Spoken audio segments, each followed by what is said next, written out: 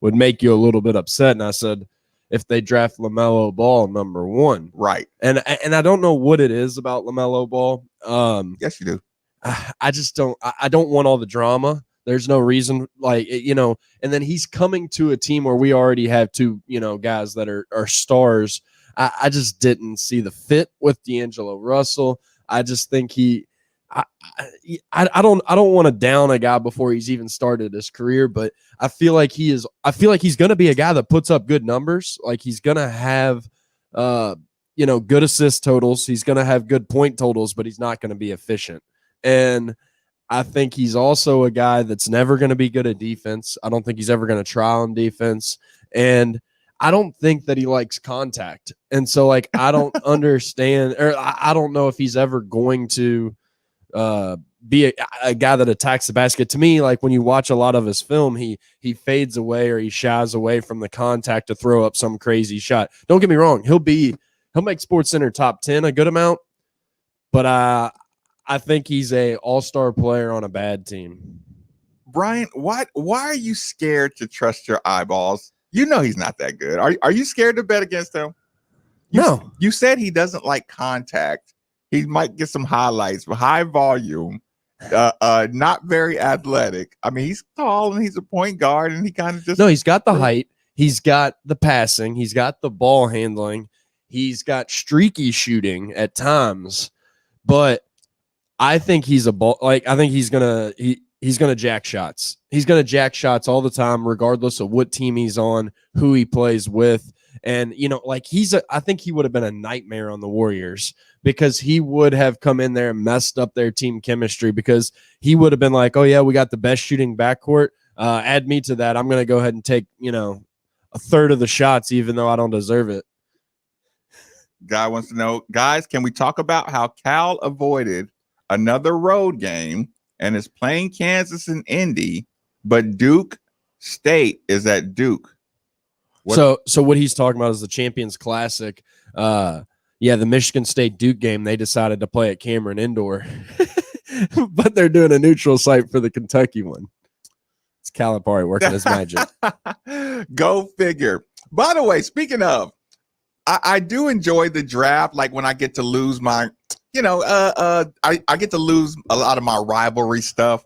Like I said, I was happy to see Maxey go. You see the smiles on the kids' faces. You're like, oh yeah, it's exciting to see that moment for a lot of people. And speaking of that, it was kind of cool. Not to keep going back to Anthony Edwards, but it was cool to see him with his two pictures of his mom and his grandma, kind of being with him at that moment.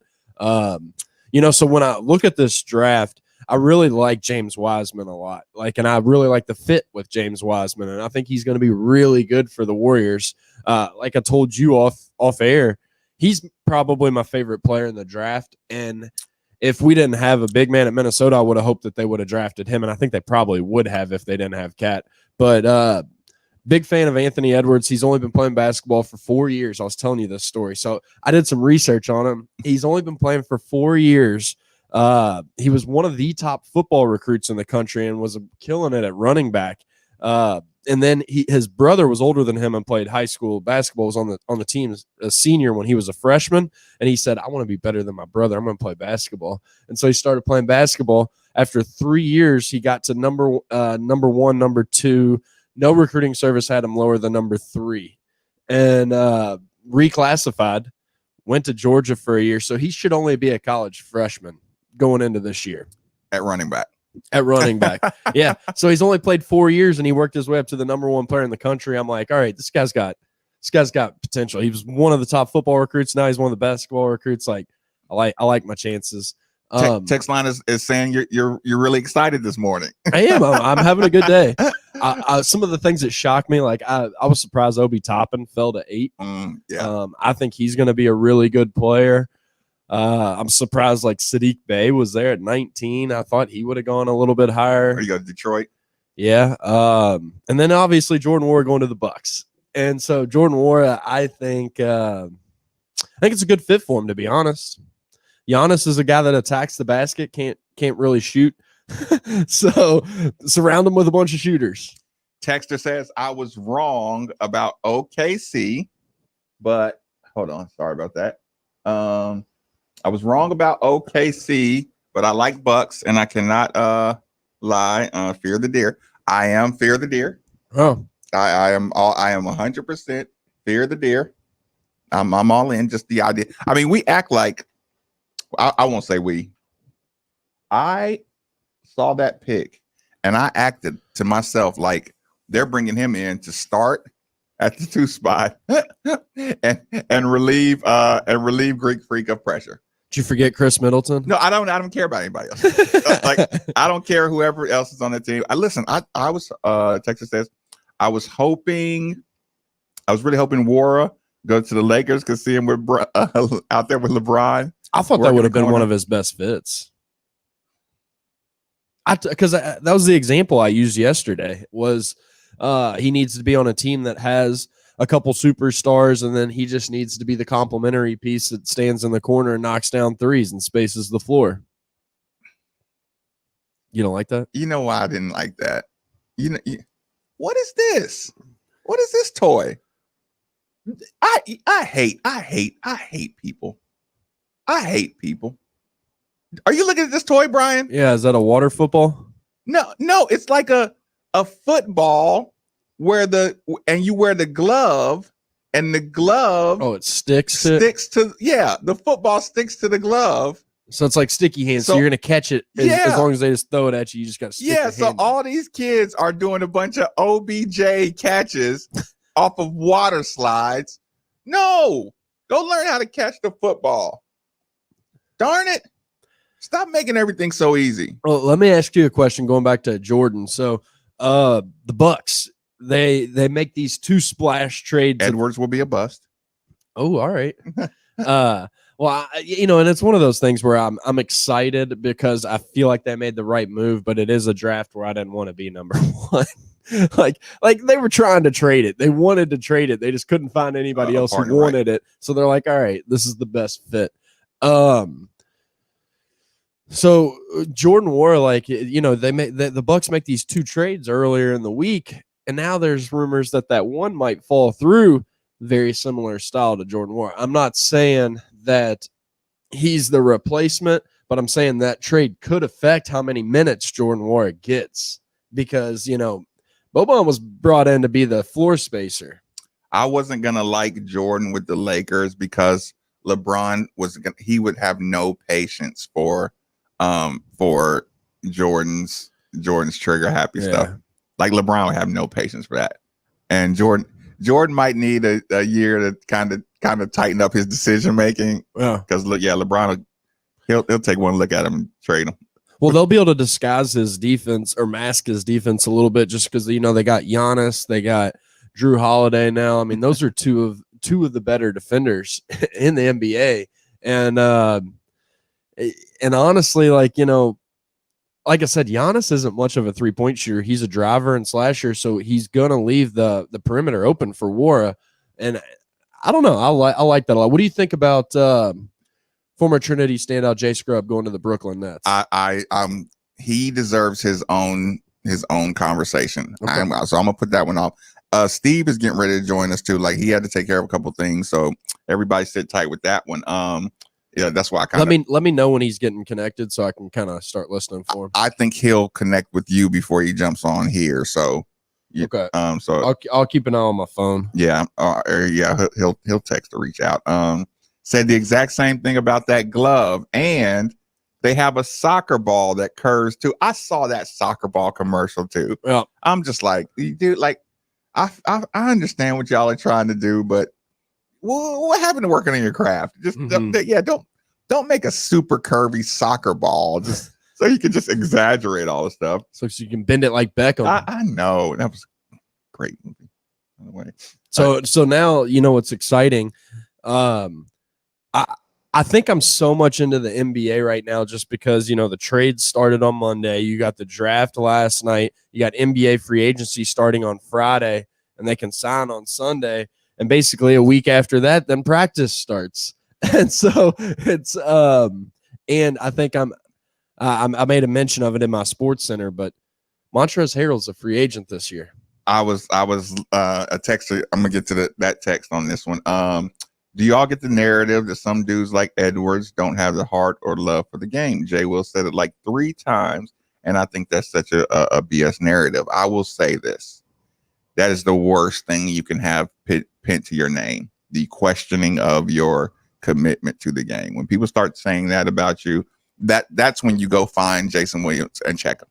You know what I'm saying? Like, that's when you go to Sports Center, when you go on if you go up to ESPN studios, and let's say you're going on Mike and Mike or something, or not, I said Mike and Mike, that's done. Greeny or whatever. Yeah. That's when you say, hey, is Jason Williams anywhere around here? You know what I'm saying? Oh yeah, his room's down the hallway. You walk straight down the hallway and just say, listen, man, I love basketball.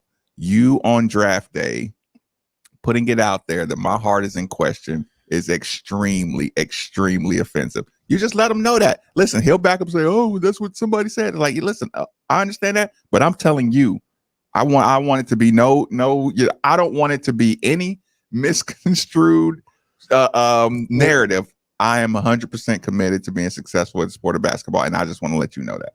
No, I agree with you, and I'm a big proponent of the difference between a good player and a great player is their work ethic and being, a gym rat or whatever. But I think that completely got blown out of proportion, and the reason why that I say that is because he made one comment in an interview, and I think every analyst ran with it, and it was that he doesn't like to watch basketball.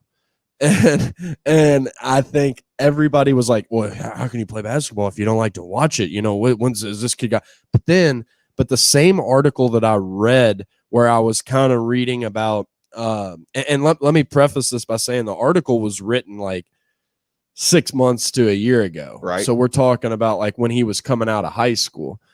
Yeah, Texter agrees. He actually talked about he went to the gym every day at 4:30 and he had to be let in by somebody at the school because he would shoot for 2 hours before school started. And then he would work out after school and then do the regular practice. And so all the coaches, every coach said he's worked hard at this. And as soon as he decided to switch to basketball and leave football, he actually hired a shooting coach. And this was like as a freshman in high school. And apparently all these people in Georgia were fighting over working with him because everybody knew he was an athlete because they knew him as a football player and wanted to work with him. And they said that his 3-point shooting, it was not there when he first started, right? That they had to completely build his form. And so the kid's only been playing for 4 years. They said he could attack the basket like crazy because he was a running back, that he could get to the rim at will and nobody was stopping him, but that his shooting was what needed to be fixed. By the time he was a junior, he was shooting 45% from 3. Yeah, that's an absolute disgusting narrative about us. You'll be on the lookout for Steve now. No, you're good. Is he connecting in? But yeah, but no, not yet. He has no, I don't have him yet. But yeah, but I think people blew that one question out of proportion and basically just took it as this guy doesn't care. Yeah, I do think he's trying to jump in with you. Are you connected with Brian, Steve? Okay. So he is connected. He says he's connected. Can you put him through? Yes, Texter. I agree 100%. 3646. All right, yeah, he's connected. He's ready to go. Rummage, you there? All right. Hey, yeah, I'm in. Brian, give him his sound so we can get the show feeling right. Thank you so much. No, it's fine. He's caught off guard. Look, I appreciate it. Let me explain myself quickly. What happened there was I had a very opportune moment where this 2-year-old was looking at me, and he stayed up late last night because we were doing the live stream, and he was up and he was moving around and he was looking at me, and I'm like, that's a sleepy look. I have a very short window here to rock him in this chair and he's going to fall asleep. Right. So I went ahead and I was like, I'm going to sacrifice the first 10 minutes of the show to get him to sleep so that way we can have a full show. But I will say, so he's asleep, but let me say this too. I do want to appreciate everybody for bearing with me this week. This week she's had the orientation and I've had the baby. So I know we're a family here and I know people understand, but I do appreciate everybody listening in and dealing with the 2-year-old in the background. So thank you guys very, very much. I do appreciate that. The 2-year-old ambiance. yes. So thank you guys. I really do mean that. I appreciate it. So what did I miss? Where we at? Okay, we just kind of bounced around. I avoided the Jay Scrub part of the conversation. We didn't go very far into the Jordan War part of the conversation. Just a little. Brian Hall's in love with Edwards. Texters think Brian is very excited this morning, or I'm sorry, texters can tell Brian is very excited this morning. I told Brian he's gonna have to start wearing headphones from now on. Okay. So we can have the back and forth conversation. Fair enough. There's obviously somebody that's excited with this morning conversation. And guess who it is? Lars, thanks for joining us on 93.9. What's on your mind? What's up, Marcus? What's up, Steve? What's up, Lawrence? Chilling. Last night I was on a podcast doing the draft, talking about different players, and I said this: Jordan better not come in the NBA soft, because if he do, he's gonna be done in the next 4 years. So he better be ready to play and not be crying on the bench when he don't get his way. And him going to Milwaukee, he better come in there lighten it up, or else he gonna be playing in the D League next year. You don't think Jordan cries, do you? Yeah, I've seen him cry plenty of times when he had bad games. Lawrence, All right. I appreciate the call. That's surprising. I didn't see him as much of a powder. Like I said, Georgia Good Tech. morning to you too, Lawrence. I was. And listen, if he has 4 years, that echo, Steve. It's StreamYard. I cannot turn my iPad all the way down. I don't. This is the only app where my iPad it'll go so far and then it stops and it just won't turn down any further. Is it too close to the microphone or something? Like, I mean, it's about as far away as I can get it. Fair enough. Okay. Well, do you want to jump into the Jordan part of it or the Jay Scrub part of it? Which one intrigues you and which one intrigues the listeners the most? Well, I think Jordan first. I mean, for me, Jordan War. I mean, coming out, I think he did some stuff here by staying and holding things together for us. That was big. Huge. He was an All-American caliber player, and then to see him get taken,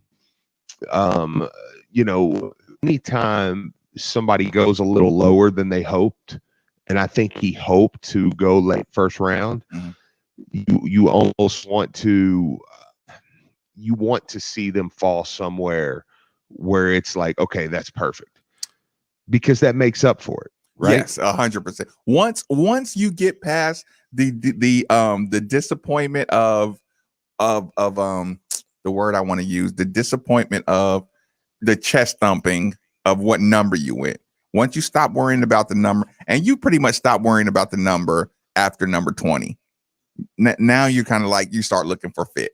Like if you sneak up in the teens, it's kind of like those are bragging. Oh, you went 18, you went 14. He shot up the draft boards, and then there's some hype, that you can get from that part of it. But yeah, once you get past that 20, now you start saying, okay, he needs to go to a place where A, he can make the team. B, he can have an influence on what happens on the court, and C, they can win some games. Sure. Well, and honestly, I think that he checked off every box there, because going to Milwaukee and listen, they signed him. That's big. They signed him to a 2-year deal, $2.2 million, or maybe it's a 3-year deal. I can't remember. It is two. It's two for $2.2 million. I'm sure they probably got a team option or something. Yeah, absolutely. So they wanted him. That means they signed him and they wanted him. So that's big, because you're going into a place that's going to compete for the Eastern Conference Finals. I mean, I would say them and Well, them and Brooklyn are probably absolutely the front runners right now. I mean, with Miami, you know, still there, but with them trading for Drew Holiday, I mean, and here's the thing, that's what they need. They do have Kyle Korver, but they needed a young guy who can shoot at an extremely high clip. So Jordan's going to get some clock there. He's going to show up in moments and he's going to hit shots for the Milwaukee Bucks, who's going to probably be the best team in the East all year long. You really, for falling, you can't ask for a much better get for him there. Eastern Conference. I would like them over Brooklyn. I would like Milwaukee over Brooklyn. Me too. I'm just saying, I mean, when you're talking though about who's going to be the favorites, I mean, Milwaukee, Brooklyn, Miami, they're going to be looked at as the top guys. So and you have a Jordan Nwora now who, like I said, Milwaukee wanted. That was their only pick of the night because they traded RJ Hampton to the Nuggets. So they knew what they wanted. They felt like they got him and the NBA's heartless. They're like, well, if we could get him, we could have took him there, but if we could get him back there and pay him 2.2, because if we take him up here, see RJ Hampton, we're like, we're not even taking him, so we get extra cash from the Denver Nuggets, and they didn't even pay for Jordan Nwora. They got Jordan Nwora for free, essentially. The Nuggets paid for the Bucks to have Jordan Nwora, so the Bucks are thrilled, and that's why they went ahead. And I was glad to see him go ahead and get that contract in, get that signed. And now, I mean, listen, I think people will really get behind him and get behind the Bucks and rooting for him. So it was a great spot for him. I mean, considering the circumstances, you know. So I was really happy to see him go somewhere where he's going to make a difference. And like I said, he can make a difference and make a difference on a big stage. And he will be on the stage. He will 100% be on stage. I can't imagine Milwaukee not being the premier, you know, like I said, outside of maybe they're going to be one of the top 5 teams that are must-see TV. Oh, especially with the Drew Holiday trade. And now, I mean, you assume they'll hold on to Greek Freak now, at least for this season. I mean, going forward, I don't know. You know, I don't think he intends to stay there. That's just my opinion. You don't think Greek Freak's going to stay there? I don't know. There's no way he leaves. I don't know. Dude, there's no way he leaves. I don't know. We'll see, because there's just a lot of, I mean, unless they really, really give him some kind of stupid money, which I don't know if they're capable of or not. The Supermax, they're going to give him that. Is Stephen A. Smith acting like he didn't like the Obi Toppin pick? Because if that's what I'm looking at on the television, like he didn't like it. He said that they had too many forwards. Why are we drafting another forward? We have a logjam at forward. We need a guard. Interesting. Yeah, you go after value though, Steve. Like, yeah, I think so. At 8 there, when I can get a guy that a lot of people were talking about going in the top 4 at 8, it's like you almost just say, you know, position be dang. Yeah, I know. Give me the guy. Yeah, give me my guy. So I can trade somebody and get a point guard. So Jordan Nwora goes 45, and then 55 we get Jay Scrubb. Okay, thoughts on that? First thoughts, and then, you know, when you look at the whole scene, what's your thoughts? Yeah, well, I mean, for me, you know, I'll be honest. Going into it, let me pull back completely here. Going into it, I thought he didn't make a great decision overall. Mm-hmm. But I think he could have went much higher coming to Louisville. How much of it was the rumors around it that added to the, you know, to your vibe of him not making the best decision? I mean, there was a lot of that too, you know, and then of course there was the live streams that where he said some unflattering things, you know, that kind of, I think, irked people the wrong way. But as I'm watching last night or yesterday, and I'm seeing him on Instagram, and I'm seeing his family, and I still don't think he got the best advice around him. Like, let me say this: I don't know that I felt like everybody had his best interest, you know, with everything. But as I'm seeing the Instagram, and I'm seeing him, he's got his family with him. They've got a loaded living room. I mean, and they've got the screen up, and they're excited, and he's excited. I found myself hoping more and more that he started to get picked, because I'm like, I mean, not that you didn't want him to get picked. But I was rooting harder. Yeah, I was just kind of like, well, if he does, he does. If he don't, he don't. And you're like, well, whatever. But I did once that happened, I did start to root for him to get drafted. I mean, and look, he got picked to a good spot. I mean, I know Brooklyn took him, but he's going to be in LA, so he's going to have a shot to make that team. And at the end of the day, he's a Louisville guy, I mean, he's from the city of Louisville, and you like to see more and more players come out of the city to succeed. I mean, and you have a crop coming out of the city here in the next couple of years it's got maybe 2 or 3, 4 NBA guys in it. So you like to see more and more guys. You see D'Angelo Russell, I mean, come out of the city. You see Rondo come out of the city. Jay Scrubb come out of the city. I mean, I know there's more, but it's nice that, I mean, Louisville, the city, forget the college, is becoming pretty well represented in the NBA, and that's a good thing for everybody. So it was nice to see him get picked, and I know that was a big night for him. And I will say this: whether you wanted him to come to Louisville or not, or were mad at him or not, one thing we always talk about is betting on yourself. And man, when you come out of JUCO and you say, no, look, I think I'm good enough. And you know what? I mean, deep down, and I know that his dad had the lottery thing, which I think was kind of silly. I think a lot of people reading that thought that was kind of silly. Right.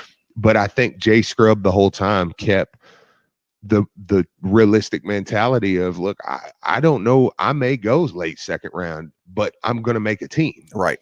And I'm going to make money, and I'm going to get signed to a contract. And I think if you focus more on that, then you can't help but to almost be proud of him. Like, I mean, dude, this is what we preach to kids all the time. I mean, yeah, sure. Would I've loved to have him at Louisville? Yeah. But I mean, Louisville's fine. Look, Louisville got Carleek Jones. They went and got Carleek and Minlin. Louisville will move on. That's fine. Jay Scrubb's fine. But the more I started to watch that, the more I became excited, and like, this is what we try to teach kids, man. Okay, here's my opinion on Jay Scrubb. This is my overall opinion on the Jay Scrubb, from the time, Louisville became or Jay Scrubb became a target on the radar. I think everybody was right, basically. Everybody was right as far as, what the decisions he made. And kind of the detail that is what I'm saying is, for his basketball game, it was a bad decision, right?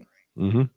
But when you started to learn what his aspirations were to get drafted, just to get the quickest opportunity to get his shot at being an NBA player. I mean, listen, everybody did their homework. Everybody kind of started, asking about his background, asking about his situation, asking about his motivation level. And, like I said, off the court, like all of this stuff got picked.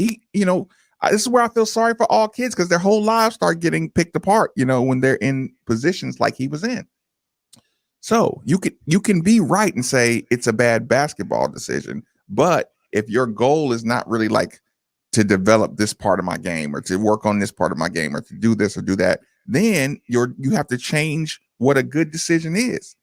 If you say, I just want to get on an NBA roster to show what I can do, if I'm not worried about developing this part, here's the thing. What did we learn? If we didn't learn anything else, sometimes it's disappointing, because it's not as rewarding to go to college. Mm-hmm. Or it's not as rewarding to work on your game in college. We learned more about the unknown is so much more valuable year by year. Right. The word intriguing prospect is better than proven talent. Repeat, during a draft, the phrase intriguing prospect gets you more excited as a general manager or as a fan base for your team. Intriguing prospect will keep your job 3 more years than proven shooter, right? Because when you say proven this, it's like, okay, that's what we got and that's what I know. But here's the problem. In professional, whether or not you stay as a professional or not, your consistency and your proven game is what gets you, a long-term, career or that's what, how you develop. So yeah, I think the fact that he had that, he was one of the biggest names when you heard intriguing prospect, intriguing upside. So you get that label on you, then you have to say, okay, kind of, I don't know if they understood how much not being, not playing college basketball or not having the summer league workouts, that probably helped him more than anybody in the draft. You know what I'm saying? Because it's just like, okay, give us your measurements. Sure. We'll watch you shoot. We'll watch you get, but we won't be able to put you in full high level Division I, Dukes and Michigan States and coaches game planning for you. You never even have to fight that rat race. Right. So intriguing prospect with no game, with no film of, and again, I know there's some good JUCO basketball. Trust me, people. I do know that. So I'm not taking away. But you would also have to admit that playing against the best coaches in America will expose weaknesses in your game. Having, being under a coach who wants you to develop on the defensive end and is not afraid to call out your flaws to the media, is not afraid to talk to GMs about some of your flaws and some of your strengths. All that stuff for what he wanted made that the right decision for him. And I echo what you say. Once you see every kid who's gets drafted and you see the picture of them getting drafted, you're reminded that that's what they were fighting for from the beginning. Quick commercial break. Middays with Marcus Maben on 939 The Ville. Skip the mall this holiday season and come to Shane Company, where shopping's safer and easier than ever. To keep everyone safe, we're taking extra precautions, including temperature screenings, mandatory masks, and social distancing. We've also installed a new air purification system with state-of-the-art technology. To make shopping easy for you, we have curated holiday gifts wrapped with a bow and ready to give. This year, one of my favorites is our exclusive star pendant with a natural ice blue sapphire for $165. It's the perfect gift for the star in your life. Another favorite, our elegant cultured pearl pendant with diamond accents for $465. Now you have a friend in the jewelry business. Shane Company and shaneco.com. Open weekdays 10 till 8, Saturday 10 till 5, and Sunday noon till 5. Hey, Card Nation, let's be honest. The real estate market in Kentucky is booming. And whether you want to buy or sell a home, now is the perfect time to do it. With interest rates at an all-time low and programs that can get you in a home for no money down. Want to learn more? It's simple. Just call Derek A. Stewart with Dream JP Pirtle. Derek is available virtually around the clock to listen, understand, and help you with all your realtor needs. So don't waste another second. Call Derek A. Stewart at 502-314-9868 today. There's no better way to get in on all the football action than with DraftKings Sportsbook, America's top-rated sportsbook app. And this week, DraftKings Sportsbook is giving all new users the chance to earn a sign-up bonus up to $1,000 when signing up using promo code WLCL. DraftKings Sportsbook has endless ways for you to bet. From live betting to betting on your favorite players, they do it all. DraftKings is safe, reliable, and secure, making it easy for you to deposit and withdraw your money at your convenience. Download the top-rated DraftKings Sportsbook app and use promo code WLCL when you sign up and get up to $1,000. That's code WLCL to get a deposit bonus up to $1,000 for a limited time. Only at DraftKings Sportsbook. Must be 21 or older. Indiana only. Bonus comprised of a first deposit bonus. Deposit bonus requires 25 times playthrough. Restrictions apply. See DraftKings.com/sportsbook for details. Gambling problem? Call 1-800-9-WITH-IT. Saturday on Compass Media Network's coverage of NCAA football, it's Bedlam as 14th-ranked Oklahoma State squares off against number 18 Oklahoma. Hi, I'm Drew Bonadelli. Join Bill Rosinski, Chad Brown, and me for all the action of Chuba Hubbard and the Cowboys battling Spencer Rattler and the rival Sooners. Oklahoma State, Oklahoma in Norman. If it's NCAA football, it's right here. Coverage begins Saturday at 7:30 on 93.9 The Ville.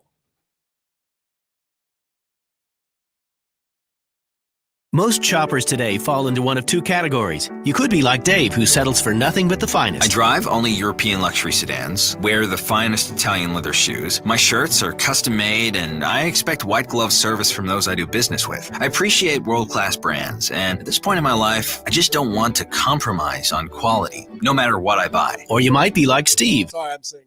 Always get the best deal. I'm frugal. I'm all about finding value. I want the best price, and I don't mind going out of my way to get it. I work hard for my money. I just want to make sure when I buy something, I can have confidence in knowing I'm not overpaying for it. It's not being cheap. It's being smart. You never see these two guys in the same store.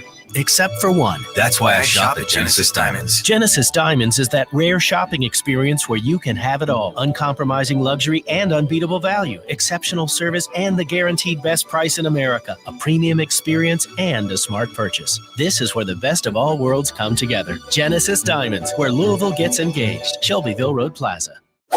Hey guys, golfing season is back, and what better way to celebrate than with a round at Wooded View Golf Course in Clarksville. Located just minutes from downtown Louisville off Veterans Parkway and I-65, Wooded View Golf Course is convenient and affordable. Wooded View also features a pro shop, lounge, and an outdoor patio to relax for before and after your round. Schedule your tee time today at woodedviewgc.com. Again, that's woodedviewgc.com. This is Drew Diener, and you're listening to 93.9 The Ville, live from the OPC Services Studio.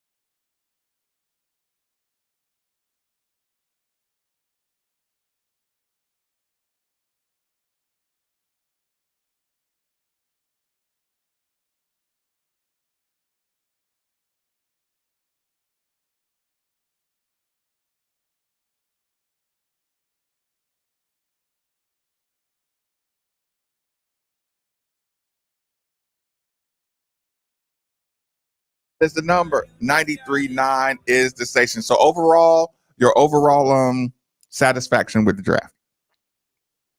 It was good. It was good. I think that just kind of having the I mean, of course, I like to see the guys walk across the stage. I want to see everybody be able to have that moment. Yes. And they weren't able to. That stinks. But I did enjoy for what it was. I did enjoy being able to see the the instant reactions, the families around them. I mean, they get extra family around them too, which I think is pretty cool, because in the draft room, it's usually just mom, dad, girlfriend, agent. That's it. Calipari. I mean, they had they were able to have. Yeah, of course he's gonna have his face right there in the front of all of it. So. What about him hogging his TV time? You could tell he was trying to take advantage of the TV time, almost forcing it a little bit extra. Oh, absolutely. 100% he was, so it was good though. Like I said, I did enjoy it though, man. I enjoyed, just like I enjoyed the NFL draft, but I'm okay if this is the last one I ever have to watch like that though. You mean digital? Yeah. But like, let's get the draft going again. Come on. Texas says I'm disappointed. Hold on, I'm going the wrong mouse. Texas says I'm disappointed. Nwora didn't go first round. What do you think? Yeah, I mean, I am too, because I think he was worthy of a first round pick. I mean, I think he's one of the top 3 shooters in the draft, and I do think that there were a couple people that went ahead of him that I think that's just kind of like that's still the chest pumping part of it though. Well, sure. I mean, yeah, because you want a first rounder, I mean, and for Chris Mack, you want a first rounder. But I mean, I think that Yeah, I mean, I'm always disappointed when one of my guys who has a possibility to go first round doesn't go first round, you know? So, I mean, and again, like I said, I mean, I think there were a few people that went in the first round ahead of him that it was like, y'all eat that one. But once, like you said, after you get especially, I'll even go back to 25. Once you get back to a certain point, it's like, dude, it's the fit, man. It's more about where you're going now. Are you going to get a contract, you know, and is it a place where you can, because nobody's making a ton of money in your first couple, 2-3 years. Right. You're going to make all your money in your second contract. So you want to go somewhere where maybe, you know, you can be put in position to make a lot of money in that second contract. And I think that's a place he went. I don't know what the property tax issues are like in Milwaukee, but my God, is he going to cry when he sees the taxes? Oh man, I don't know. Yeah, that's a good point, man. I don't know. I've actually never been to Wisconsin, so that's one of the states where I'm like, I've never been, not once. I guess I should go at some point. I mean, just to say I went, but I mean, have you ever had a reason to go to Wisconsin? Play Marquette. Yeah. Did you play Marquette there? Yeah. Yeah, well, I guess you would have. Yeah, CUSA. So yeah, no, I mean, yeah, there you go. Did y'all play in the Bradley Center? We did. Okay. Yeah. I didn't know if that's where they played at the time or not. So yeah, I don't know. But overall, I mean, I was okay with the draft. I thought it was fun. I mean, it was something it kind of kept you in the normalcy of, hey man, look, we got a draft, and it's odd for them because I mean, hey, they're getting drafted and they start in what, a month and a half? That's what Brian said that, and that was not even a month really. So if you're LeBron and them, you just take some extra time off, right? You just say, we're not starting yet. Yeah, LeBron, I saw him kind of throw a little bit of a fit over the start date. And so I can imagine the Lakers will probably be very much like, dude, we're still celebrating our last championship. Like, so I wouldn't be surprised to see them take a few extra days rest here. Like, they'll probably open the season because I think the rumored opening or the rumored Christmas Day game is Lakers Warriors. I think the Lakers will, you know, you'll get a lot of LeBron and Davis on those days. What about the Klay Thompson news? Oh, it's terrible. It's terrible. Yeah, it's terrible. It's terrible for him. Yeah, you really hate to hear it. But speaking of greatness, what about David Johnson on the Naismith watch list this morning? Kudos to him.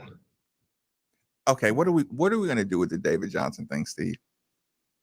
As far as what? As far as not celebrating David Johnson's accomplishments every single day or whenever David Johnson accomplishes anything.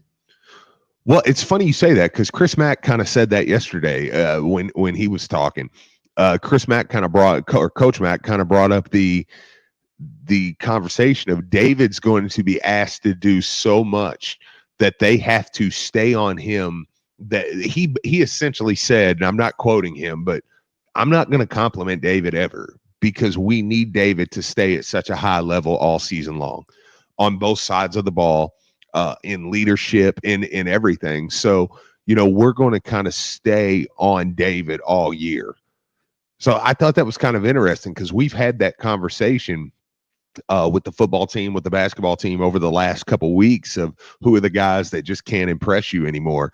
And Coach Mack kind of gave his answer, and it was David Johnson. That it was like, look, we just need such solid play. And it's going to be an odd dynamic because I think you want David to be the under control guard who is constant, and you almost want to turn Carlik loose. You know, I don't know if that makes sense, but I mean, and Carlik's older. He's played a lot more basketball. But it's like, and oddly enough, I did notice we never brought this up from the luncheon, how a lot of us were kind of saying David Johnson and Carlik when Carlik was asked about it. And when Coach Mack was asked about it, they both made it pretty clear. Carlik's the point guard. Right. David Johnson's the off guard. And that was different. I mean, I know, like you, of course, when I told you that the first time, you're like, well, yeah, I can see that. I mean, you saw a lot of basketball, you've played at a lot of level, but I think a lot of people expected well, you let Carleek kind of be the scorer. He's kind of the off guard. David Johnson's going to handle it, but that's not how Coach Mack or Carleek sounded at all. Yeah, just a David size 6'2", like you just like I almost want to say you're unfortunately just too big to be the point with our best players out here. You know what I'm saying? Yeah, so you're going to have to start guarding two guards, which is going to be the question. Can David Johnson guard two guards? That's what we're going to find out. Yeah, of course he can. Well, I would think he could, but I mean, like let's get this correct too, people. I want to get this narrative since the text is a sensitive narrative. I want to get this narrative out of people's heads that like David, if Coach Mack says his defense has to get better or something, like this is some kind of indictment on David Johnson's ability to play defense. It's his ability to play defense in a Coach Mack system in a different style of defense, right? Like what you're asking him to do is if you're used to yelling out or just say pick and rolls, just anything. When you're used to guarding someone or guarding other players one way all your life, and then coach's style and his principles are different. So he had to change the entire way he closes it out on somebody. So yeah, David Johnson can play defense. Like he can play against big guys, he can play against small guards, he can play defense. It's just that like that close out, that choppy feet close out thing. It's awkward. Is there a narrative around that he just can't play defense very well? I hear the again, it's just like the Edwards thing. You missed this part of the conversation, but I'm gonna repeat it a couple of sentences to you. Jason Williams a couple times last night said that people were questioning Edwards' commitment to the game. His commitment, I saw the interview and stuff where he was talking about football, and that was all traced back to him saying, "I don't watch basketball," right? Yeah, well, yeah, and he said because you're allowed to celebrate more in football and stuff, like it's a funner product. Right, but here's the problem: you take that and you make a narrative that's kind of what's being done. I'm one of the guys, like certain players I think should watch more basketball. Certain players, you know why Greek Freak is the way Greek Freak is? Because he didn't limit himself by saying, okay, I like that player and I'm gonna be like that player. Because that's what he would have been like. And he would have closed off all these avenues of other type of, instead of just going home dreaming about the game and thinking of new moves he can do, he would have been copying somebody and it would have limited him. So I can see Edwards like, no, I don't like watching these dudes. I want to have a different type of game. I want to have a versatile game, so I don't watch it. But yeah, people run with that, and it's just like the David Johnson. Like if Coach Mack says he has a long way to go defensively, but if he doesn't clarify he has a long way to go defensively in our style, then it's like, oh, he can't D up. It's like saying Jordan Nwora. Jordan Nwora had to adapt to Coach Mack's style of defense. But if you stick him out there in an NBA combine, he can stay in front of his man. And he's going to be able to go back to playing defense with some strength, like these guys had to all learn basically 90% of the time to stick their hands straight up in the air and move their body into people. You know what I'm saying? That's an awkward transition to, no, I'm used to timing this guy and tipping his pass and kind of getting him off balance. It's a whole different style. So yeah, so that narrative of David Johnson, not being able to do that, like get that out of your head moving forward. But I am looking forward to seeing him with some expectations. I am looking forward to Coach Mack knowing he needs him instead of leaving him on the bench. Yeah, David. I don't think David's rear end will hit the bench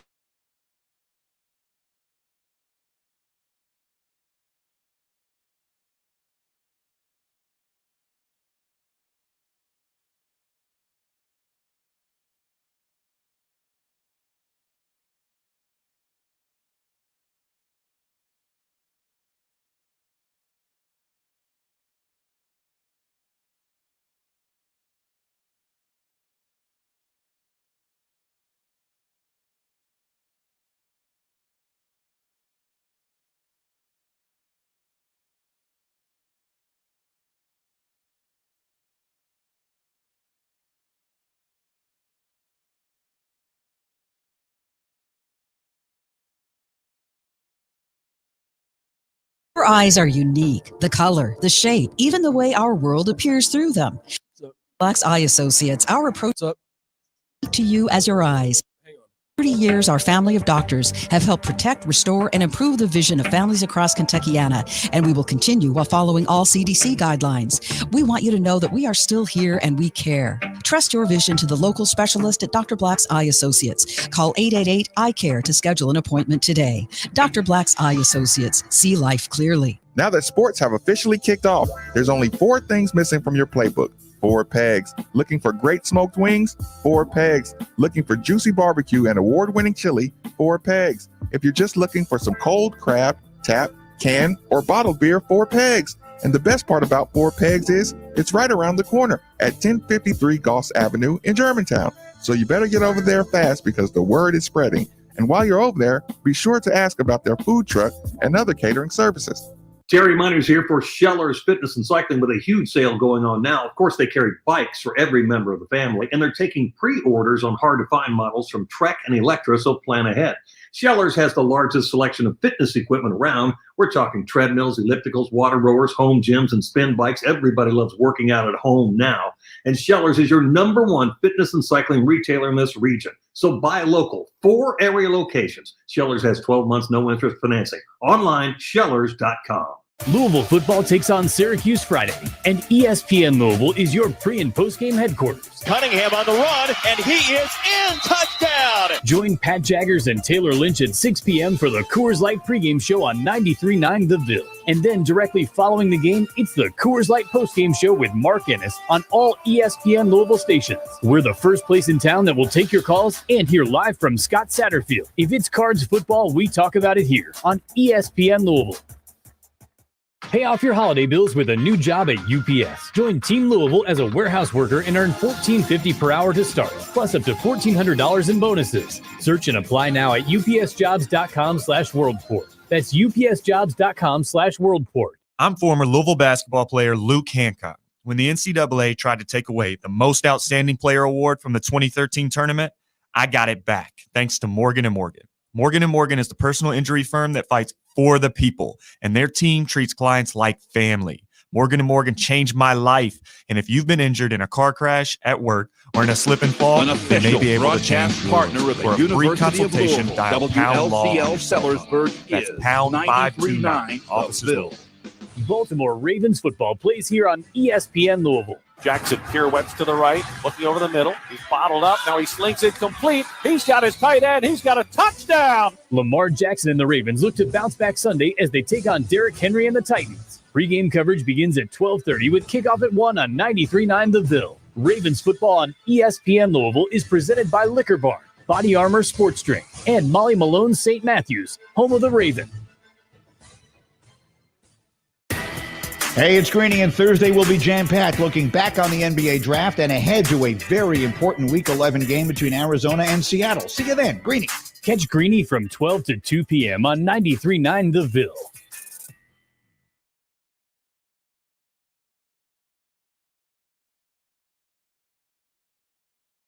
Time now for an ESPN Louisville Sports Center update. Good morning, I'm Brian Hall. The Sports Center update brought to you by Kentucky Farm Bureau Insurance. Big on commitment.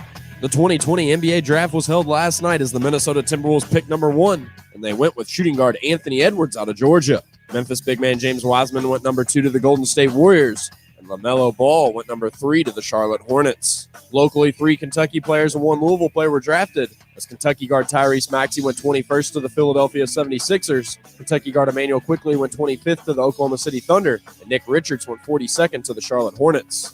On the card side, Jordan Nwora went 45th to the Milwaukee Bucks. After the draft concluded, Kentucky guard Ashton Higgins was also picked up as he signed a 2-way deal with the Minnesota Timberwolves. Also in local NBA draft news, former Trinity standout Jay Scrubb became the first player to be drafted straight out of JUCO since 2004 in Donta Smith, when he was drafted 55th by the Brooklyn Nets. With the NBA draft now in the books, the teams will turn their attention to free agency, and the negotiation period will start on Friday, with free agents being able to sign on Sunday. Former Louisville standout Montrezl Harrell is listed as one of the best free agents available. The teams can start working out on December 1st, with the season set to start the week of Christmas. Moving on to college basketball, with the college basketball season less than a week away, the Cards are dealing with some major injuries And head coach Chris Mack talked with the media yesterday about what he expects out of his team, especially Aiden Agahan. Aiden's got to step up in more than, one way, and so, he has all the opportunity in the world in front of him, but whether he takes advantage of that or not remains to be seen. And we're going to play the best guys and give us the best chance of winning. And so, we're going to learn a lot about our team here when the bubble comes to town next week. Also in college basketball news, it was announced yesterday that Kentucky's December 1st Champions Classic matchup against Kansas will take place in Bankers Life Fieldhouse. Meanwhile, Duke and Michigan State will meet at Cameron Indoor. In other news, the NCAA announced that the recruiting dead period for all Division I sports has been extended through April 15th. And last but certainly not least, just a reminder that ESPN Louisville is your exclusive home for the NFL this season, as we will be carrying tonight's Thursday Night Football action between the Arizona Cardinals and the Seattle Seahawks. Our coverage is set to begin around 8 o'clock on our sister station, ESPN 680. Keep it locked here. Middays with Marcus Maben is next. This is SportsCenter. There's no better way to get in on all the football action than with DraftKings Sportsbook, America's top-rated sportsbook app. And this week, DraftKings Sportsbook is giving all new users the chance to earn a sign-up bonus up to $1,000 when signing up using promo code WLCL. DraftKings Sportsbook has endless ways for you to bet. From live betting to betting on your favorite players, they do it all. DraftKings is safe, reliable, and secure, making it easy for you to deposit and withdraw your money at your convenience. Download the top-rated DraftKings Sportsbook app and use promo code WLCL when you sign up and get up to $1,000. That's code WLCL to get a deposit bonus up to $1,000 for a limited time, only at DraftKings Sportsbook. Must be 21 or older, Indiana only. Bonus comprised of a first deposit bonus. Deposit bonus requires 25 times playthrough. Restrictions apply. See DraftKings.com/sportsbook for details. Gambling problem? Call 1-800-9-WITH-IT. Hey, all you sports fans and dog lovers out there, Brian Hall here. When it's time for the big game, big fans need big TVs. And sometimes you may even want to bring your dog. And at Double Dogs, you can do both and even satisfy those big appetites. With choices like Black Angus burgers, wings tossed in homemade sauces, and dog bowl nachos. Double Dogs will make sure you get the fuel you need at lunch or dinner while never having to miss a game. So whether you have 2 legs or 4, you can cheer on and chow down at Double Dogs, located in the Middletown Commons. This is Drew Diener, and you're listening to 93.9 The Ville, live from the OPC Services Studio.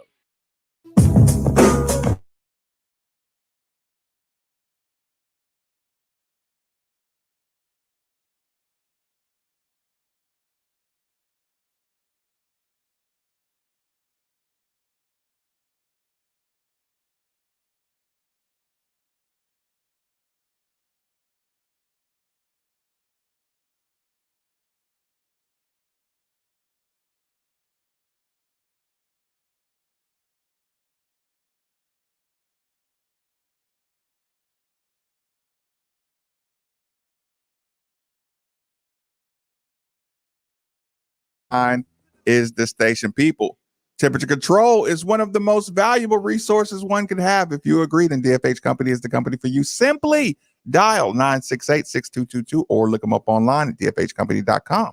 Inquire about the Mitsubishi Mini Split for that hard to heat, hard to cool room in your home. Again, 968-6222 or look them up online. Oh, Chuba Purdy out for the season. Collarbone surgery.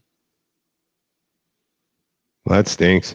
So week 10 of football is in the books, and now it's time to review the tape and get ready for week 11. There's no better place to get in on all that action than with DraftKings Sportsbook, America's top-rated sportsbook app. To add to the excitement of week 11, DraftKings Sportsbook's bringing back their can't-miss offer.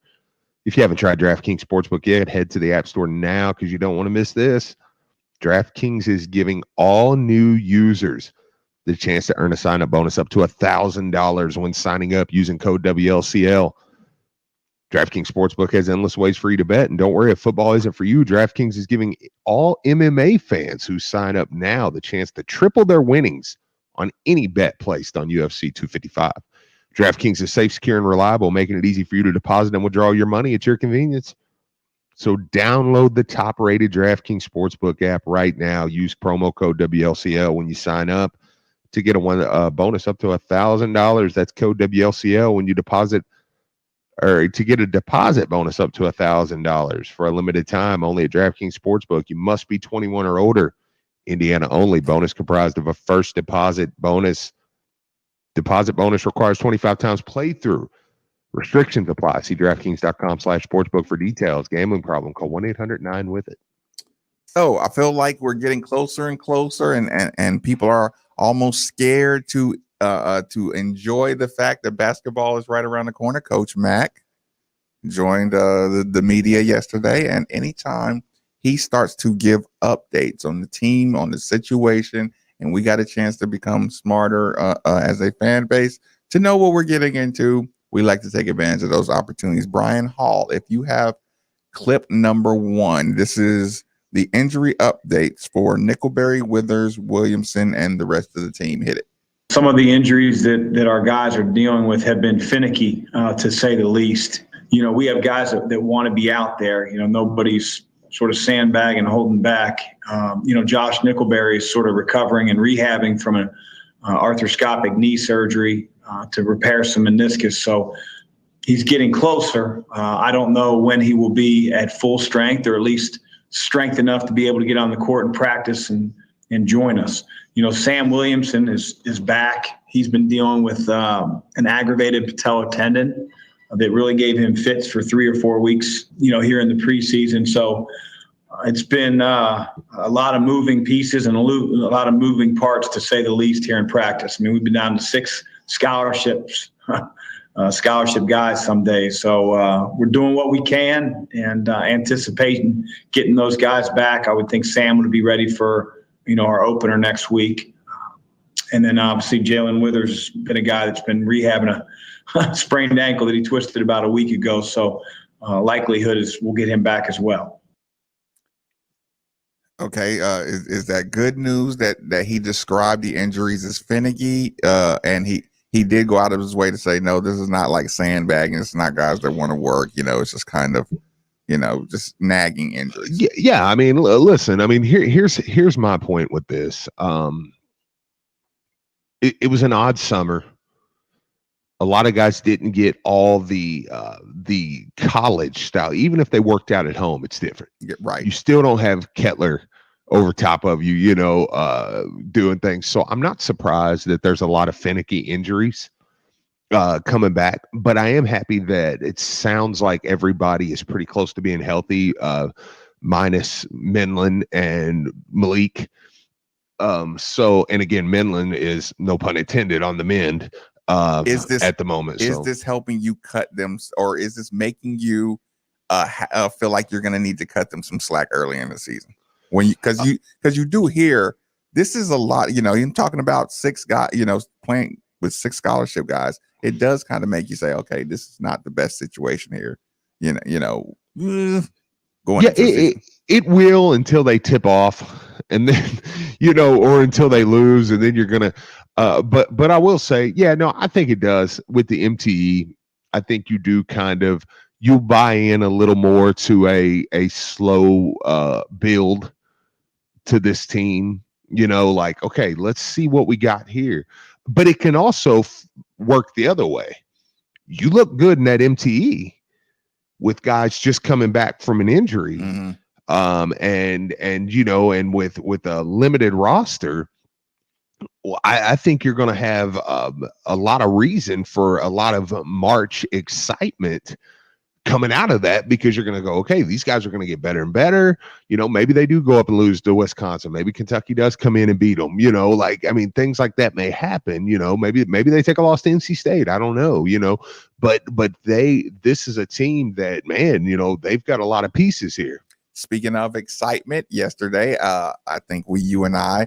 I'm not sure if it's yesterday, probably yesterday. You and I were really excited about the DeAndre Davis gold jersey. We were excited about knowing every year you're going to have guys that you don't plan on needing or having going into the year. Like guys that are bonus, icing, cherry on top kind of guys. The first cherry on top kind of guy looks like it's going to be DeAndre Davis. Coach Mack talked about him for a minute. Really been happy with Dre's progress so far. As a freshman, I feel like he's got a really good understanding of the game. that so often it just takes a while for guys that are making that transition from high school to college. And, Dre's not a finished product by any means, but I think he's advanced a little bit more than most his age. He's a tough kid. He really tends to make the right play on offense, not the spectacular play, but the right play, whether that's an extra pass, whether that's, he's open and takes the shot. He's shooting the ball with a lot of confidence in the preseason. I think he's a more than willing defender. He's very, very capable. I think he has the ability to be a defensive stopper over time. But his attitude every day has been the same. He is a workhorse, a guy that we can count on every day to be at practice, and one that continues to get better. That's what you wanted to hear. That was the exact thing you wanted to hear. God, make the right basketball play. More than willing defender. Smart, understands the game. You could tell the guys around him, he was coached well and smart when you looked at his high school film. Like you could see all the guys out there. He knew he had basic fundamental footwork, in the post, on the wing, his jab step. You could see he was fundamentally sound. Yeah, no, absolutely. I mean, and watching him, watching film on him when he come in, and then when you see just the clips from practice, he looks the part. I mean, he looks like he belongs out there, and a lot of times freshmen don't. Just from the little videos, and to see him kind of asserting himself and almost kind of trash talking in that. I mean, I loved what I heard, and that's why I do think that Dre Davis will start. Now, I will say this. For the way he talked about Dre Davis, I think there was another player he talked like the complete opposite. Cardinal Cam says everything Max said about DeAndre is what you wanted to hear about Aiden. That's kind of who I'm talking about. Aiden's got to step up in more than one way, and so he has all the opportunity in the world in front of him, but whether he takes advantage of that or not remains to be seen. And we're going to play the best guys and give us the best chance of winning. And so we're going to learn a lot about our team here when the bubble comes to town next week.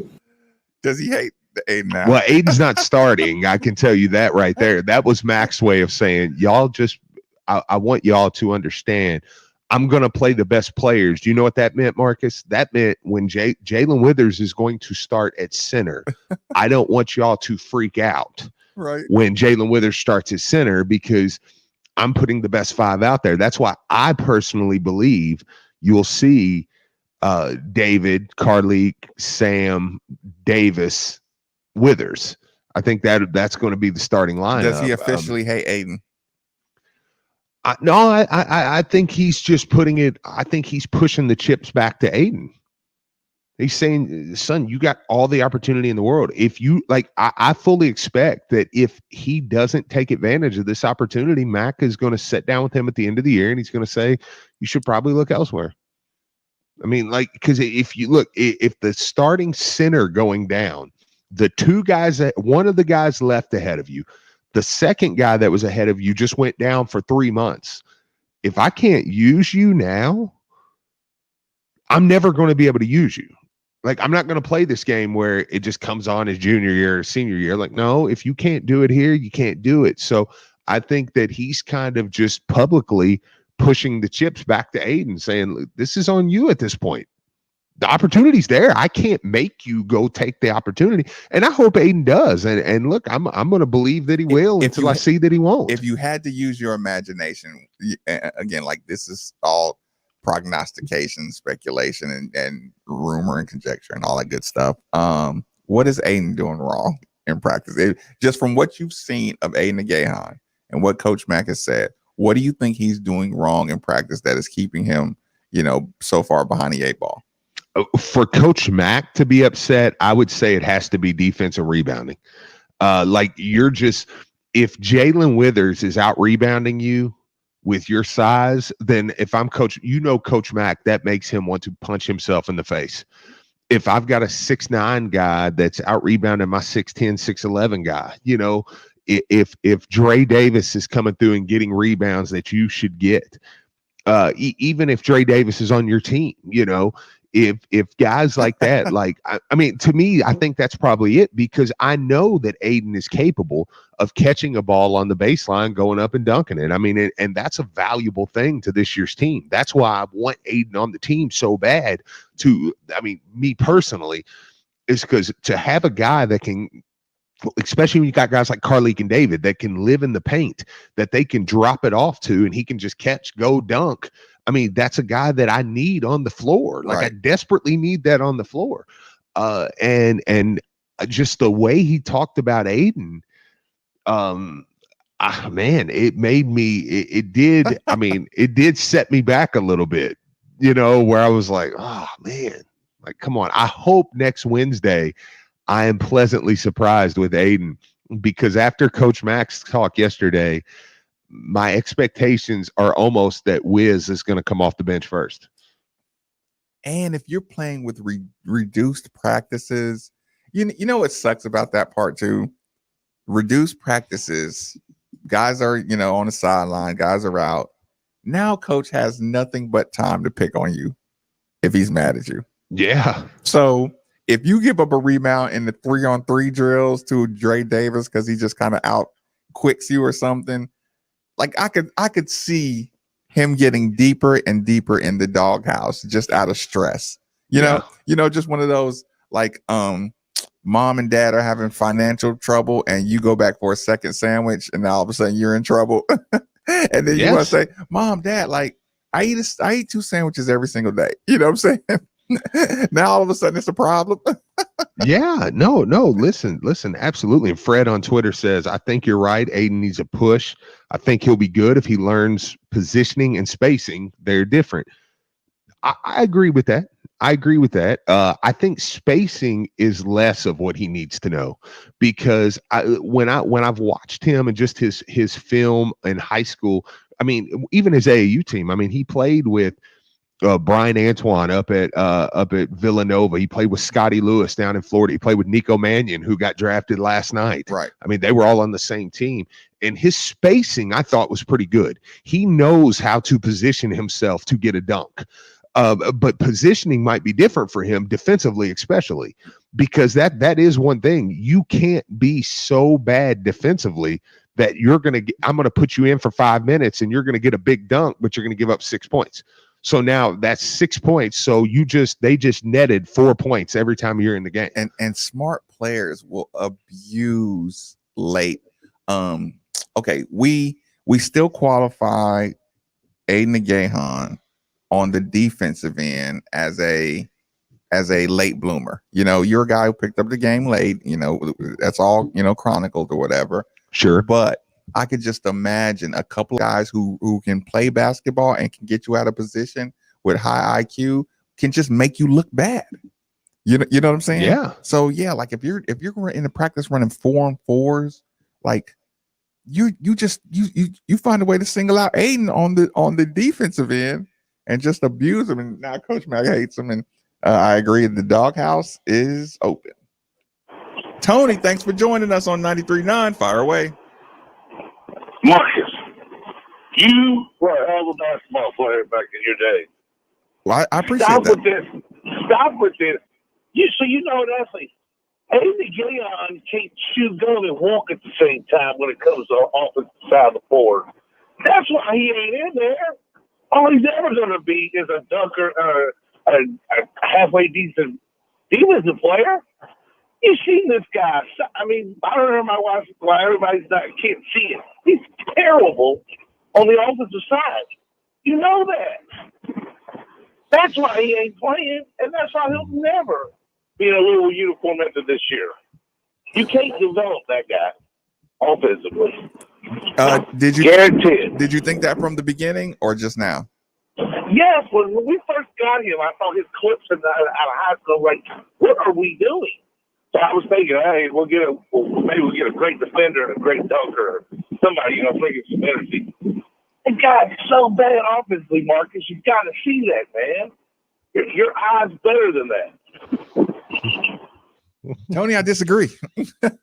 Yeah, I disagree with that too. Just off the fact of now look, Tony may prove to be right when it's all said and done, but I mean, just the way Aiden I mean, did you see last year when he went in at the end of the game and he got fouled and he stepped up and how pure, I mean, his free throws looked? I mean, it was good form. He just stepped up, bang, bang, 2 in a row. It was like, do you remember the very first game? I mean, they get who was it? Sam Williamson gets to the basket, dishes it right underneath the basket. He goes up and punches it. mm-hmm. Listen, yeah, I mean, he had a couple. Tony, the ability for a 6'10" guy to catch the ball, drop step, and dunk it.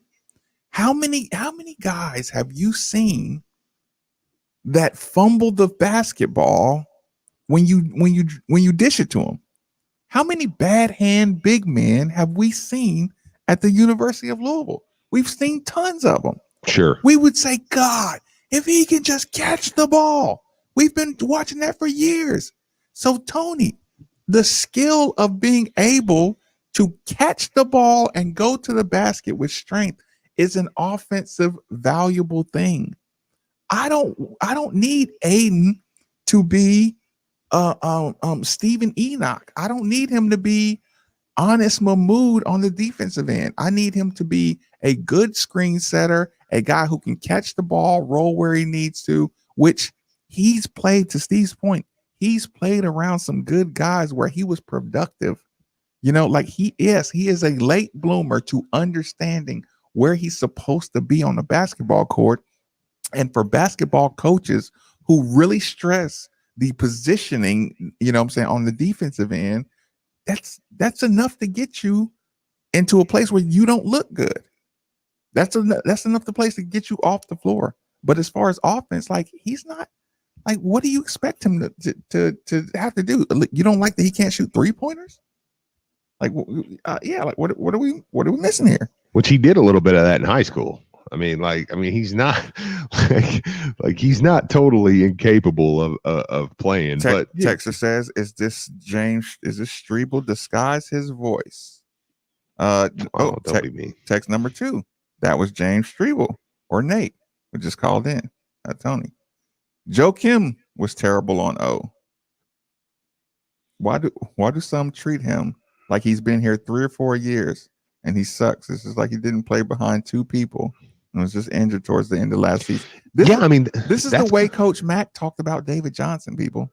Yeah, I mean, that's kind of the thing with me too. I mean, you know, look, I mean, I think Coach Mack just kind of put it in his lap and said, dude, look, I'm publicly saying there's an opportunity there. So if he doesn't take the opportunity, don't y'all look at me. He might just not be at the intensity level he needs to be at. You know, he might just be losing in the 3-on-3 competitions or something. And coach is like, listen, I need you. So I'm going to talk crap about you the entire time. We're learning that about Coach Mack's personality. He hates the guys he needs to depend on. Alex, thanks for joining us on 93.9. Fire away.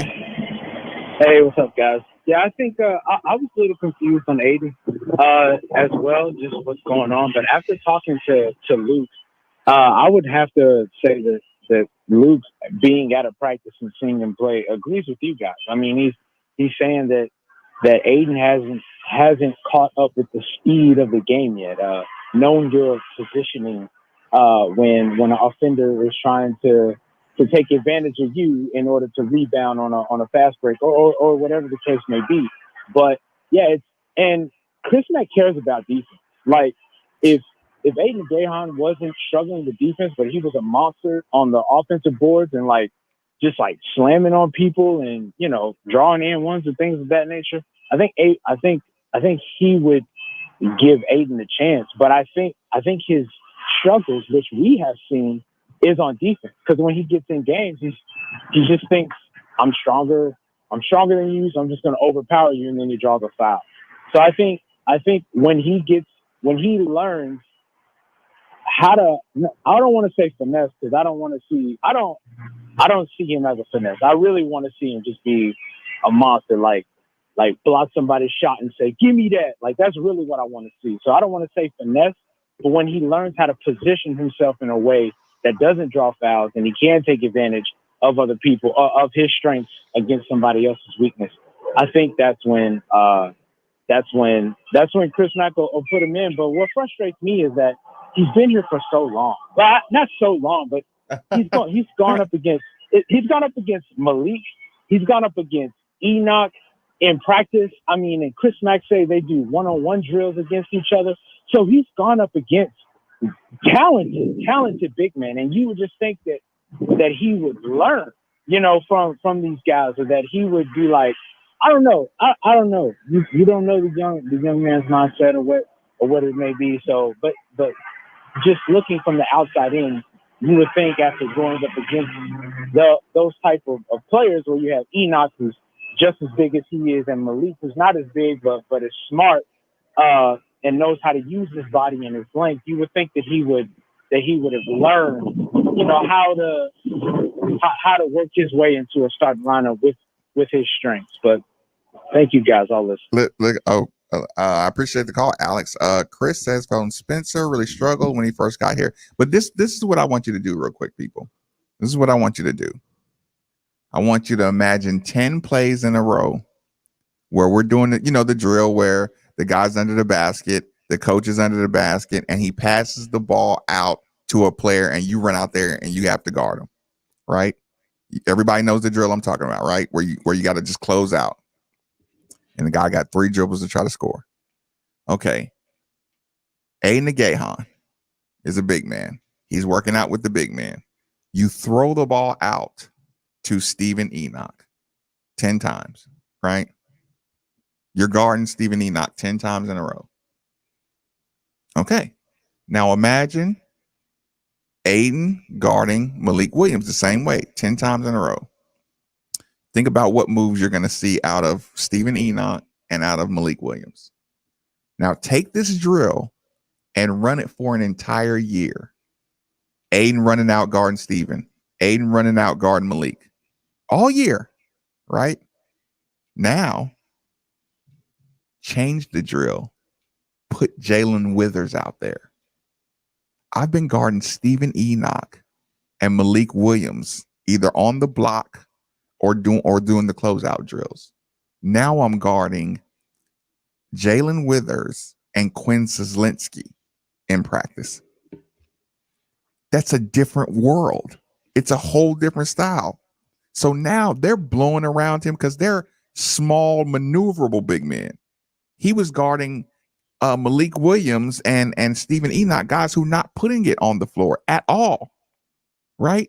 So you could just imagine how much of an adjustment it is, even just having to guard these guys now. Gabe is the only guy that he's guarding, kind of like Malik now. Well, and my thing too is, I mean, you can go back, you can see film on YouTube. I mean, I'm watching a video right now of an Aiden Gahan summer workout. I sent it to you.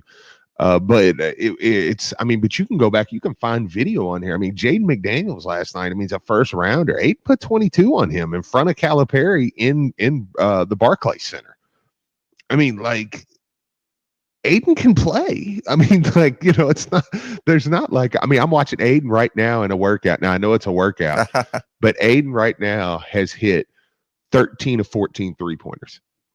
Just shooting. Now it's an empty gym, but I mean, so that would take me back to the Tony call. Like, well, he's not capable of doing it. No, he's capable of doing it. I mean, like he can play. I mean, this kid's not bad. So I'm interested to see what it is that he needs to 14 to 16. He don't suck, but yeah, I mean, I'm interested to see what it is that he's not doing that Coach Mack needs him to do. And that's not an indictment on Coach Mack. That's me saying, I want to see what it is he needs to do better. And for me, I think it has a little bit to do with what you're saying, with the difference of players that he's kind of going up against. Yeah, I don't know that's the case too, by the way. I'm just saying it. Just imagine, like the transition in, how you went from playing last year to how you'd probably be playing with smaller lineups now. Yeah, no, absolutely. I mean, so he's going to be one that, I mean, I do think he's one of the most polarizing guys going into. It's funny because you almost really think the two guys everybody wants to see the most for two separate reasons are almost Carlik Jones and Aiden Gahan. But allow me to live somewhere else for a second. Just crazy talk. What if he is pretty good? What if he comes out in game 1, game 2, and he looks pretty good? Texter says Hancock, I didn't actually hear him say this, but I'll take the Texas word for it. Texas says Hancock yesterday said he would be disappointed if Aiden didn't come out and have 10 and 10. That's ridiculous to say that. Williams didn't give those numbers. Okay, was the Texas talking about Williams? It's ridiculous to say that. Williams didn't give those numbers. The kid needs to play and get in the flow of real game speed and see what he can do from there. Well, I don't want to put words in Luke's mouth because I didn't hear that. But Luke is a high level athlete, and I think in Luke, what Luke's saying there is probably, son, with all the opportunity you're going to have, if you play well, you got 30 minutes. Like, you get what I'm saying? Yeah. Like, I mean, if no, you want them. Texter, I'm not saying he can't guard anyone. I'm saying it's a different way of guarding people. It's a change in style. Oh, I'll say it. Yeah, no, he's going to struggle guarding Jalen Withers and them in practice. But because you can't talk out of both sides of your mouth and say, well, we love Jalen and Quinn as bigs because other bigs are going to struggle to guard them.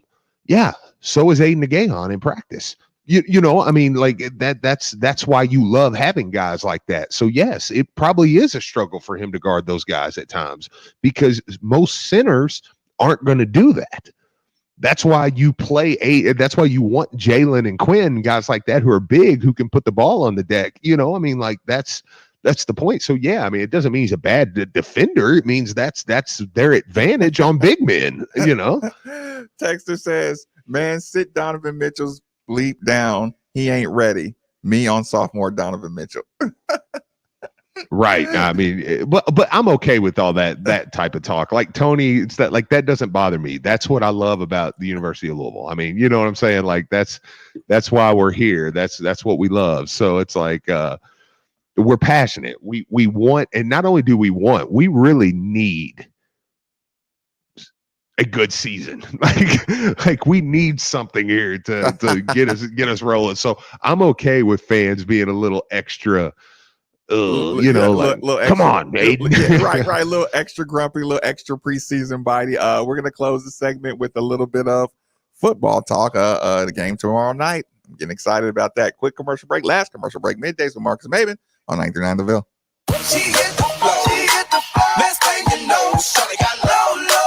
Love getting prices that are lower than low on backyard favorites like grill-ready hamburgers and fresh-picked strawberries? Then shop at Kroger.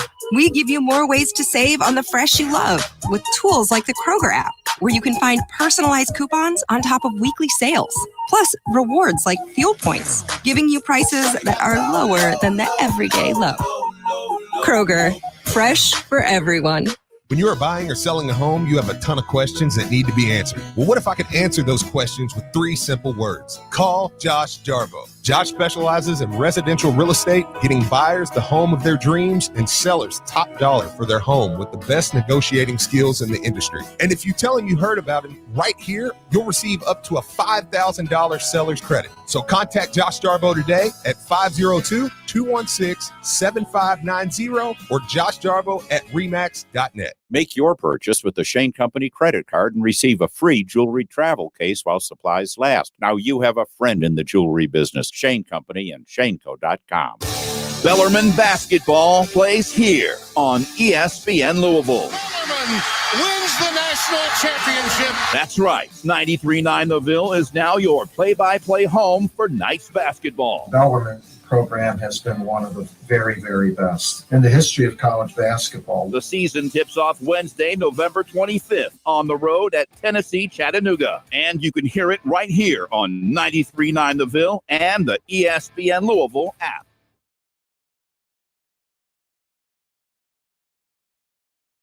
Hey, Kentuckiana, Luke Hancock here. I wanted to take a minute to tell you about my good friends at Fitness Market. When my fiance and I were looking for a high-quality piece of fitness equipment for our home, we knew there was only one place in Louisville that we needed to go, Fitness Market. The friendly staff at Fitness Market showed us their amazing selection of equipment options, carefully explained all the different machines, and most importantly, treated us like family. We purchased the most amazing Kaiser indoor cycle, and we couldn't be happier. What was truly incredible was how many different treadmills, ellipticals, home gyms, rowers, and spin bikes they had.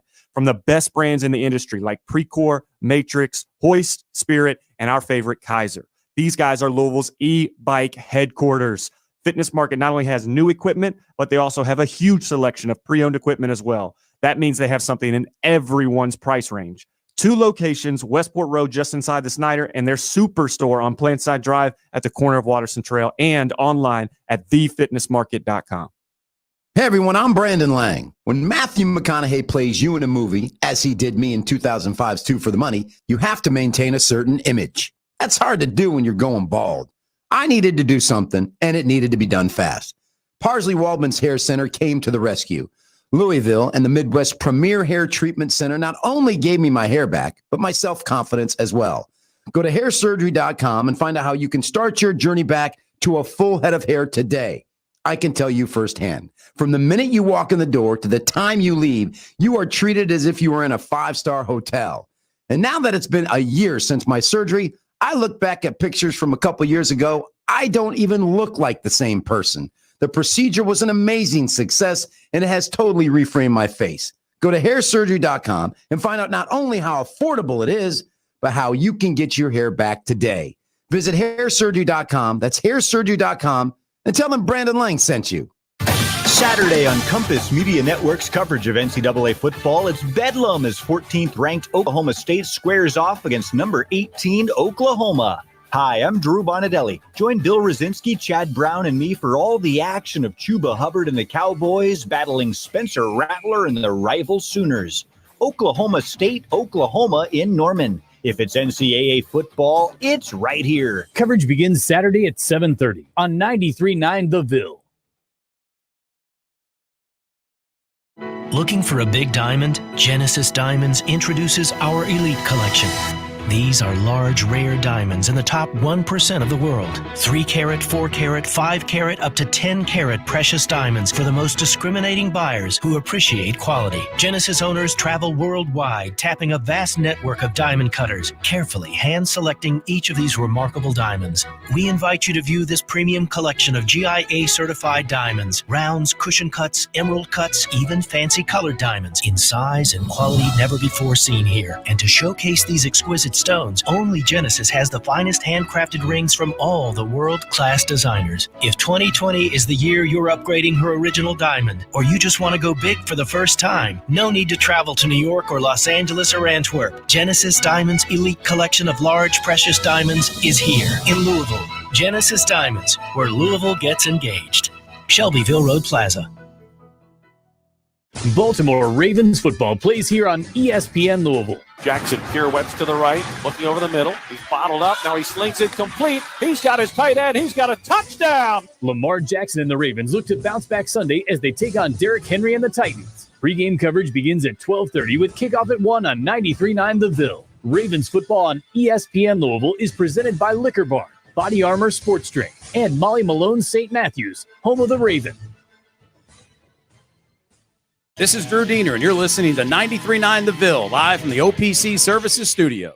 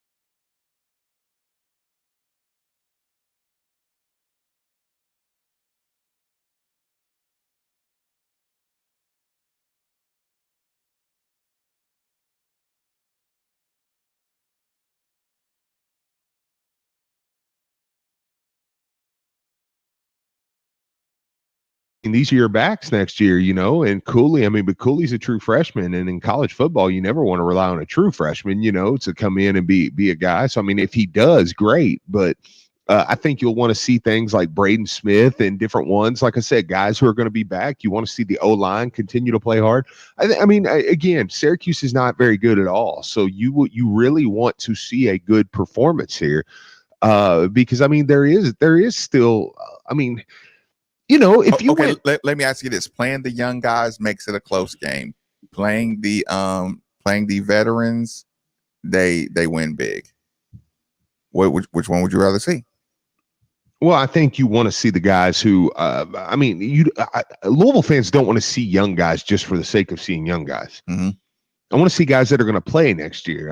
So I want to see, because really when we say young guys, who are the young guys you want to see?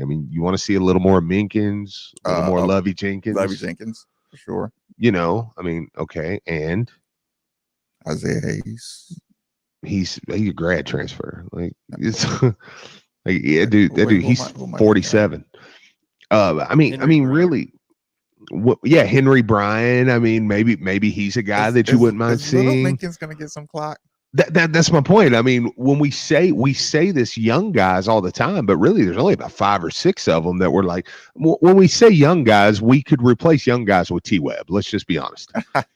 Young guys means I want to see T-Web. Play the young guys, T-Web. So I do think tomorrow would be a good chance. Is that what the code word is? Because who are the young guys you want to see? I'm not being mean.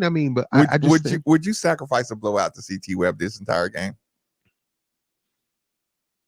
Oh yeah. I want to see what he's made of. Okay, so you lose to Syracuse, but you see T-Web the entire game. Well, no, because then I'm like, well, we need a quarterback. Okay, what if he does a Malik? What if he moves the ball up and down the field, but has turnovers in the red zone? Well, then that's not good. That's not what I want to see. That's not, So there's no way T-Web can impress you without winning. You're right. Yes, pretty much. No, he could, of course, but I don't know. I think that the anxiety of wins and losses just is pretty much gone now. And again, like I said, hey, go win the next 3. And I think if you won the next 3 and got picked for a bowl game, I think people would get behind it. I really do. But I don't think people will say you come out tomorrow and now this would be here's what people don't want to see. People don't want to see something over these last 3 games that we feel like is a long-term thing.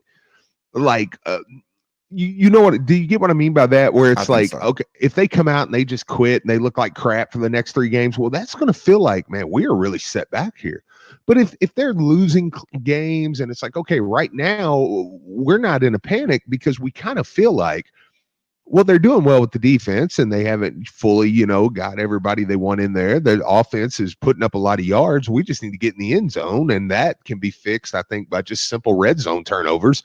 Okay, and then we get in the end zone. So that's what you want to know. You want to know we've just been making costly mistakes, but we just want to know that, hey, year 1, we didn't make some mistakes and won the game.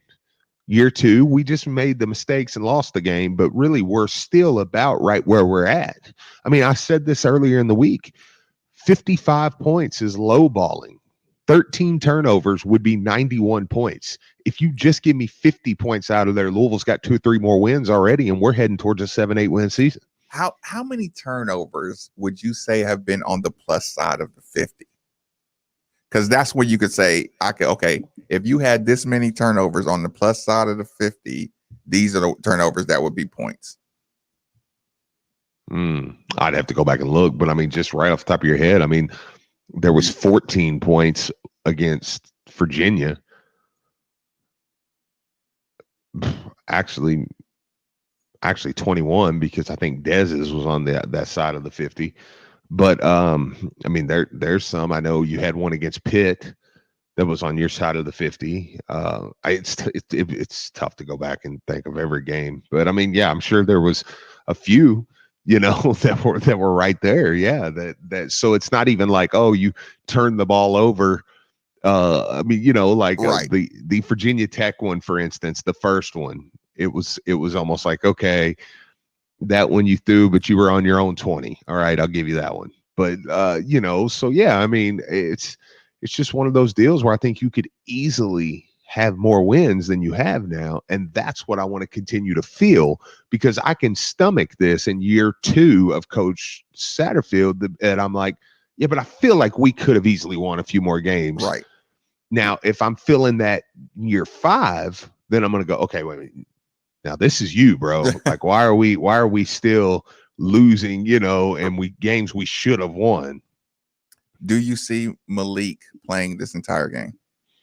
Starting at quarterback? No, I hope not, because I mean, Syracuse is a team who's been riddled by, for one, I mean, they're not a great team already, and they've been hampered by injuries. They've had quite a few opt-outs. Like,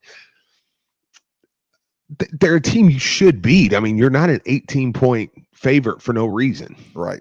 So I would expect we would see other quarterback play. Now, that's going to be the big question for me, because if he doesn't play T Webb and we're up big, he has pretty much said, y'all aren't seeing T Webb till next year. Period. At the earliest. Yeah, at the earliest. I'm not playing him. You know, if he goes Evan or Puma and kind of, or both, however, depending on what it is, yeah, then he is just committed to T Webb is not playing a game of football until next season, period. So Steve Rummage just wants to see Malik 1 possession, Puma 1 possession, Conley 1 possession. I know. Like, let's figure this one out today. Because I mean, well, you know as good as I do. I mean, look, say T Webb come in. Say Malik started and they put T Webb in. T Webb wins the game. Say T Webb, and it's a lot to put on a player. But let's just play in a world where T Webb won this game, won Boston College, won Wake, and won a bowl game. Even if the bowl game is, you know, just somebody who's okay, you know. I mean, but you're playing them and you're in a bowl game. Well, there's going to be an insane amount of excitement going forward. Like, I mean, you know what I'm saying? Like that's why I think that we live with this romance of T Webb, because it's like, if T Webb comes in and plays well, then I'm going to have all the excitement in the world in the offseason. You know, I'm going to be back to, well, we got T Webb. I mean, you know, so whereas if not, right now I'm looking at an offseason going, I hope T Webb lives up to it. B, I hope Lewis, who's coming in, is as a true freshman can take the job, or C, or 3. I can't remember if I was doing A, B, or C, 1, 2, or 3, but whatever I am, I'm on my third option here. Can we go get a one-time transfer from somewhere that's going to excite me? I could almost guarantee we get a grad transfer next year. Well, it don't even have to be a grad transfer now. I don't believe it could just be a transfer. I mean, you can go basically. I mean, it's free agent market at this point. Go figure. Shaq's son just got granted immediate eligibility. Once they gave SAR eligibility, they truthfully knew they had to go back and give everybody. Like, they went back and revisited, which I'm happy about. Local David Sloan. They denied him, and then they went back and that was just recently, then, just yesterday. Yeah. So but I mean that. That's not even shade. But Olivier Sarr was the poster child of why they deny waivers. You never get a waiver for, well, the coach left, and that's it. Yeah, because the original definition is you go to the university, not to be with the coach. Yeah, and we all said that was stupid, but that was the letter of law. Yeah, so once he got eligible, I think you had to go back and basically just revisit everybody and say, look, okay, pretty much everybody's eligible, because everybody's going to point back to him. Right. Yeah, Once you establish legal precedents, that's all you need for any case. And look, I have no problem with him being eligible, really. Right. I mean, like that doesn't bother me. I mean, but just according to the rule is, so yeah, we got that going on. It is what it is. Okay, so Steve, food, lunch options. What you got coming up? Dude, I'm in Sevierville, Gatlinburg, Pigeon Forge, Knoxville area. I could eat anywhere on the planet I want. What you think about having? I don't know. I'll probably just make some nuggets or something. Are you going to dine in? I can. That is an option I have. You do have the option for dining, so you might as well get all your dining in. Wait a minute. I'll make sure I'm not missing something. Are y'all just gonna let Coach K slide, not having loading teams and come up short? What do you mean? We don't give Coach K enough hassle. T-Web beats UK in a bowl game. You going with him from here on out? He'll be the next Kyle Bolin. Right. Oh, I see. Dickie V had to get his post-draft Kentucky tweet out. What did he say? This is one of the reasons at Coach Calipari is recruiting machine. Always has his players back, has a great product and tradition to sell. What did he say about Florida State? Who? Dick Vitale? Yeah. Let me see. Did he tweet anything else? Let me see. Anything else about the draft? He picks Kentucky. That's the one tweet about the entire draft, Steve? He picks no. He picks Kentucky of all the teams when we're talking about Kentucky for the first time in several years has not had a player go in the lottery. I know. It's like, I told you. That's why they're a recruiting machine. That New York was a gift, too. That quickly. No, he's got a couple more from last night. Looked like he was tweeting during the draft. Richards was a gift. I didn't think he was going to get drafted. Yeah, that I agree with that. I wasn't, but I've been pretty open about it. I like Nick Richards' game. I think he'll translate well to the NBA. I think he'll be much better in the NBA than he was in college. That makes sense. Better coaching or why? Well, just his ability. It's odd because it's kind of like less structured in the NBA, and I think that his ability will work better there because he can kind of just be catch and lob guy. I mean, right, block shot guy, just right. Guard is pick and roll, catch and lob. Especially if you get put on the right squad.